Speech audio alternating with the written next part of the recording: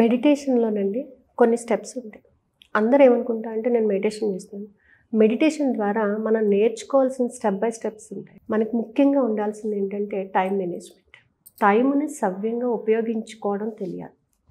మన పనులను మనం సకాలంలో పూర్తి చేయగలను అనేటటువంటి కాన్ఫిడెన్స్ తెచ్చుకోవాలి.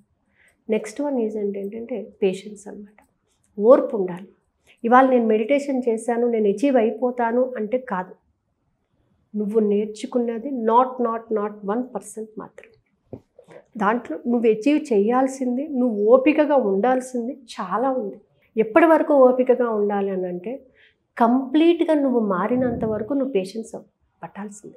మీకు స్పిరిచువల్లో చెప్తూ ఉంటారు, శనీశ్వరుడు 7 సంవత్సరాలు ఉంటాడని.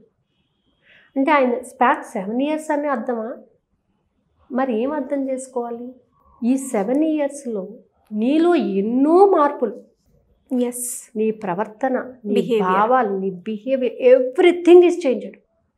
అంటే నువ్వు కంప్లీట్గా చేంజ్ అయిపోయి నిన్ను నువ్వు డీల్ చేసుకునే టైంలో హీ విల్ రిలీజ్ యూ, నేర్పించేస్తాడు. నువ్వు ఎలా సస్టైన్ కావాలి, ఎలా ఉండాలి అనేది మొత్తం నేర్పిస్తాడు. మనకేం కావాలి? పేషెన్స్ కావాలి.